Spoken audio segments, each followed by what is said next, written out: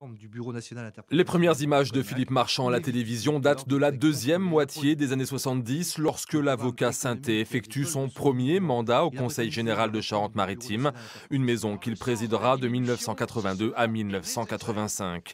Mais c'est à l'Assemblée nationale qu'il passera le plus de temps, élu député dès 1978, un peu par hasard. C'est un de vos confrères qui a déclenché ma candidature en 78 aux élections législatives. Il y avait un militant qui était candidat et ce confrère a vu le malheur d'écrire dans le journal Sud-Ouest « Certains prétendent que Philippe Marchand ferait un bon candidat ». Le lendemain, j'avais quelques coups de téléphone, je me suis présenté à la candidature, 2 mois après, j'étais député. Nommé ministre délégué en charge de la décentralisation en 1990 dans le gouvernement Rocard, il remplace 6 mois plus tard Pierre Joxe au poste de ministre de l'Intérieur dans le gouvernement d'Édith Cresson. Il y mènera la réforme de l'administration territoriale ou encore celle sur le statut de la Corse.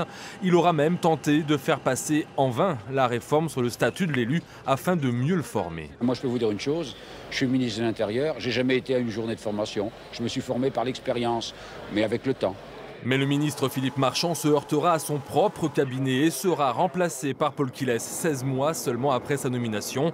Il faut préciser que les relations entre le Saintongeais et le Parti socialiste seront souvent houleuses.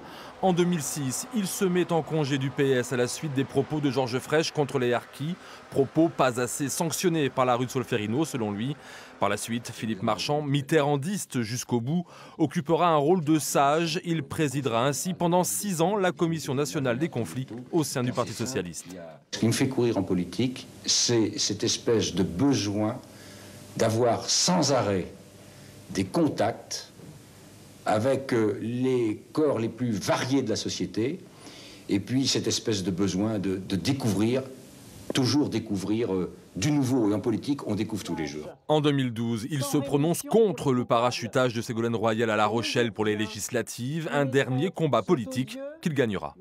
On impose un diktat, un oukase, on impose une candidate. Alors, c'est pas rendre service au Parti socialiste. Grand amateur de pêche, maniant l'humour avec habileté et gourmandise, c'est avant tout de l'aveu de ses amis et de ses adversaires politiques, un humaniste qui vient de disparaître.